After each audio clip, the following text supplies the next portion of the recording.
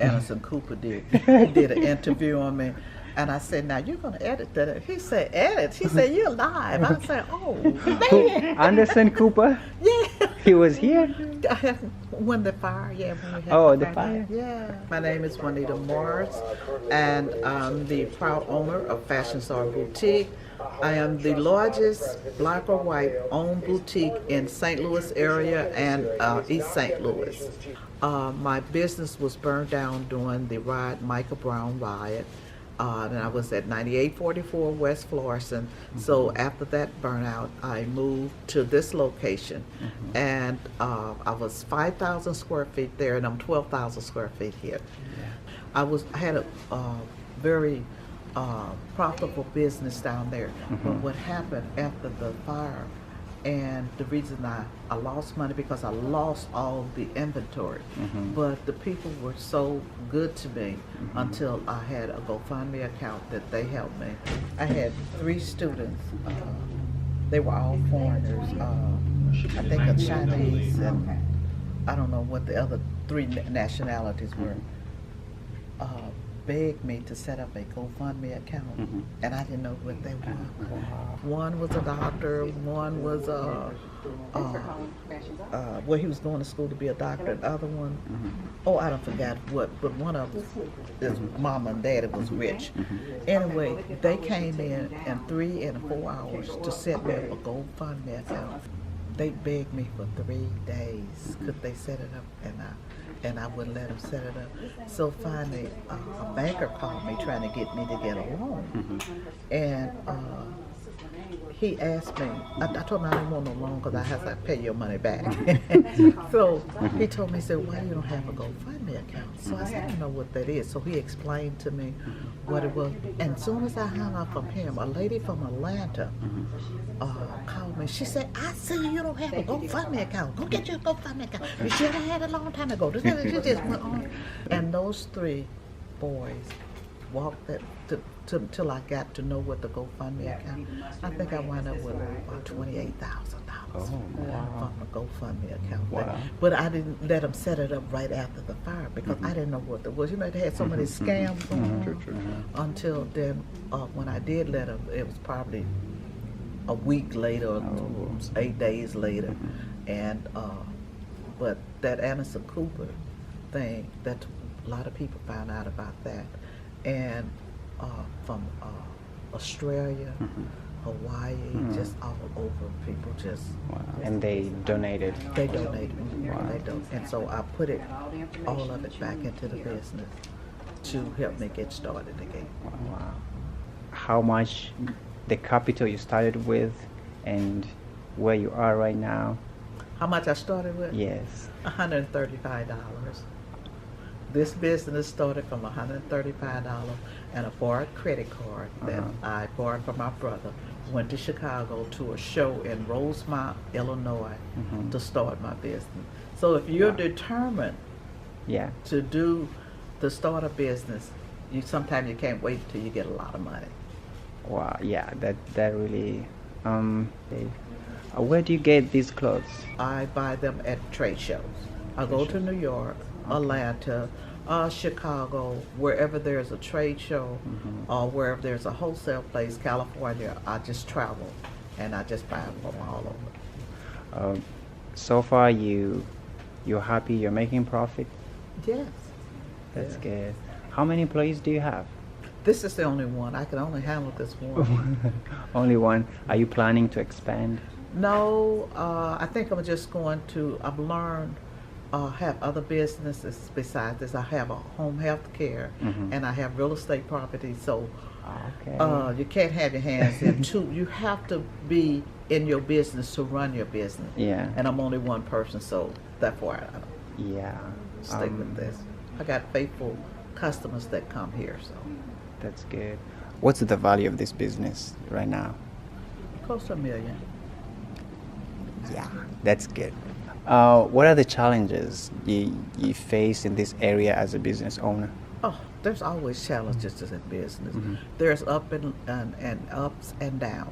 sometimes there's seasons. When the season is really good, then there's season when it's slow.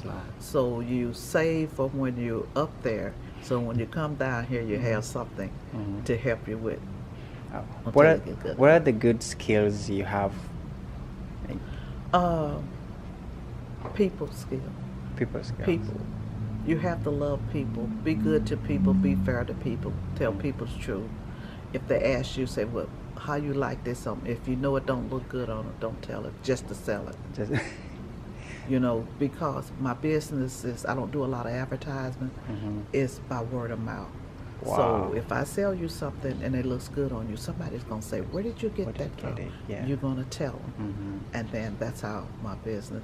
But I also have a manager that has good skills as well. We work together. My manager is Bertha. She's been with me 18 years. So, wow, 18 years. 18 years. Do you work with family members? Do you have? I have a son that works with them. He's also one of my managers. There's a saying that you don't put family in business. That's true. Never rent to them. How does They'll it work? leave there on your money. But he's responsible. But he's responsible because everything I have actually, me and my husband, I do have a husband for 51 years, goes to them. So they need to know something about the businesses in case if something happened to me. So that's my son, Mark. So he does work in here and he knows about the business. They say, the things the Bible says, a good parent leaves inheritance for their children. For their children. Yes. So yes. all that I have. But listen at this, everything that you have belong to somebody else because we're going to leave it out here. Yeah. So believe it or not, I love this and I'm grateful for all of this, but I see myself in ministry. You love something. That's what I love. Right now, I have the best of cars, the best of houses. You know, I've done that, did that. Now, and I'm not ashamed, I'm 72 years old. So right now, I just want to just ease. You know, God has blessed me. So I want to be a blessing to others. And that's why he blesses us, not to store it all up for ourselves, but to also bless others. So that's what I'm looking forward to. That's good. That's great.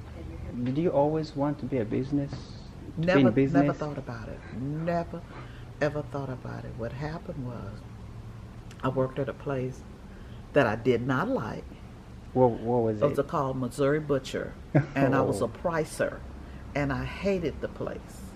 And I worked there, and they had a layoff. They laid about, I think, 3 of us off, and they laid us off 3 days before Christmas, so they wouldn't have to give us a bonus. Wow. So when the man laid me off and gave me the pink slip, the yellow slip, whatever color slip it was, I said, thank you.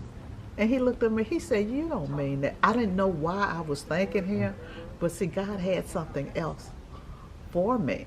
So I said, thank you. And then what he did, he gave me the slip and I left. And I needed the job, my husband worked, but then I'm the type of person, I don't think I just live just to survive. So it took both of our income. So a friend told me, I like shopping. You know, this is what I like doing with shopping. A friend told me, say, why don't you turn that, what you love doing, into making money for you? Wow. And so that's when the idea came. My basement was set up like this. It was actually a store. And I was there for 5 years, and a lot of the women didn't want me to leave, but I outgrew it. So it just escalated, and I moved to a storefront, and I was there in the old Sears building for 2 years. Then God blessed me to move to another location. Each time was a larger move. Progression, yeah. So when I moved from 12,000 square feet to 5,000 square feet, now I'm at a 12,000 square feet. So, What's a message you have for young generation? well, what I can say for the young generation, learn patience. Learn to be determined And don't give up. Have faith in whatever you want to do, you can do it. Don't always say, if you start something and it does not work for you, start something else. There's nothing wrong with falling. The problem comes is when you fall and you don't get up. So if you're trying to start something, do it. So if that didn't work, try something else. That didn't work, try something else. So what you gonna do? Give up? That way you never go any place. Ma'am, thank you for your time Thank and you. for your story. It's very inspiring. Yep, it was nice meeting you. Nice Have a meeting nice you. day. Thank you.